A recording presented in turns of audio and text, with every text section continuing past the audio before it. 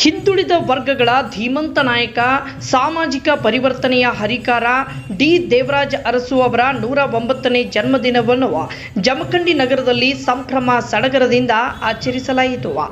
ಜಿಲ್ಲಾಡಳಿತ, ತಾಲೂಕಾ ಪಂಚಾಯಿತಿ ಮತ್ತು ತಾಲೂಕು ಹಿಂದುಳಿದ ವರ್ಗಗಳ ಕಲ್ಯಾಣ ಇಲಾಖೆ ಸಹಯೋಗದಲ್ಲಿ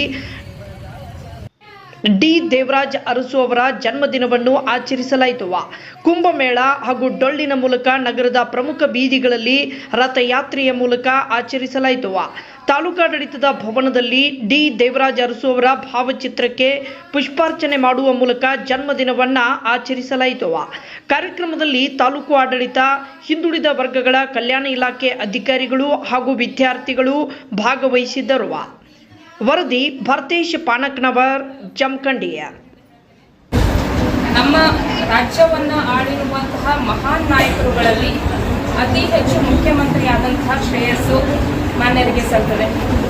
ಸೊ ಇವತ್ತಿನ ಈ ಕಾರ್ಯಕ್ರಮಕ್ಕೆ ಆಗಮಿಸಿರುವಂತಹ ನಮ್ಮ ನಗರಸಭೆ ಅಧ್ಯಕ್ಷರು, ತಹಶೀಲ್ದಾರ್ ಕಚೇರಿಯ ಸಿಬ್ಬಂದಿಗಳು, DCM ಹಿಂದುಳಿದ ವರ್ಗಗಳ ಇಲಾಖೆಯ ಅಧಿಕಾರಿಗಳು ಎಲ್ಲರಿಗೂ ಮತ್ತು ನೆರೆದಿರುವಂತಹ ಎಲ್ಲ ವಿದ್ಯಾರ್ಥಿನಿಯರಿಗೆ ದೇವರಾಜ ಅರಸು ಅವರ ಜನ್ಮದಿನಾಚರಣೆ ಶುಭಾಶಯಗಳನ್ನು ಕೋರ್ತಾ,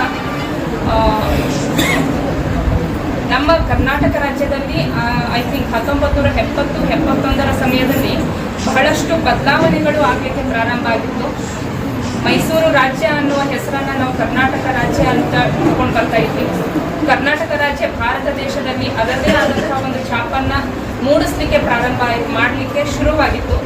ಸೊ ಅಂತಹ ಒಂದು ಪೀರಿಯಡ್ನಲ್ಲಿ, ಅಂತಹ ಒಂದು ಸಮಯದಲ್ಲಿ ನಮಗೆ ಒಬ್ಬ ಧೀಮಂತ ನಾಯಕನ ಅವಶ್ಯಕತೆ ಇತ್ತು. ಆ ಧೀಮಂತ ನಾಯಕ ಇವರು. ರಾಜ್ಯದಲ್ಲಿ ಹಿಂದುಳಿದ ವರ್ಗಗಳನ್ನು ಐಡೆಂಟಿಫೈ ಮಾಡಿ ಅವರ ಪ್ರಗತಿಗೆ ಶ್ರಮಿಸಿದವರು. ಬಾಂಡೆಡ್ ಲೇಬರ್ ಅಂತ ಹೇಳಿ ಏನು ಜೀತದಾಳುಗಳು, ಜೀತ ಪದ್ಧತಿ ಅಂತ ಹೇಳಿ ಏನಿತ್ತು ಅದನ್ನು ಹೋಗಲಾಡಿಸಲು ಬಹಳಷ್ಟು ಪ್ರಗತಿಯನ್ನ ಅಂದ್ರೆ ಕೊಡುಗೆಯನ್ನು ಕೊಟ್ಟಿರೋರು. ನಿಮ್ಗೆಲ್ಲ ಗೊತ್ತಿರಲಿ, ಕರ್ನಾಟಕ ರಾಜ್ಯದಲ್ಲಿ ಜೀತ ಪದ್ಧತಿ ಬಹಳ ಬೇರೂರಿತ್ತು. ಕೊಡಗು, ಮಂಗಳೂರು, ಕಾಫಿ ಎಸ್ಟೇಟ್ ಇವುಗಳ ಹಲವಾರು ಕಾನೂನುಗಳನ್ನು ಜಾರಿಗೆ ತಂದು ಶೋಷಿತ ವರ್ಗದ ಸಮಾಜದ ಒಂದು ಶ್ರಮಕ್ಕೆ ಒಂದು ಹೋರಾಟ ಮಾಡುತ್ತಿರ್ತಕ್ಕಂತಹ ನಮ್ಮ ನೆಚ್ಚಿನ ದೇವರು, ನಮ್ಮೆಲ್ಲರ ಉಸಿರು, ನಿಮ್ಮೆಲ್ಲರ ಅರಸು ಡಿ ದೇವರಾಜ ಅರಸುರವರ ಚರಣಗಳಿಗೆ ತಲೆಬಾಗಿ ನಮಸ್ಕರಿಸುತ್ತಾ ಈ ಕಾರ್ಯಕ್ರಮಕ್ಕೆ ಆಗಮಿಸಿದಂತಹ ಸರ್ವರಿಗೂ ಡಿ ದೇವರಾಜ ಅರಸುರವರ ಜನ್ಮದಿನದ ಹಾರ್ದಿಕ ಶುಭಾಶಯಗಳನ್ನ ಕೋರುತ್ತೇನೆ.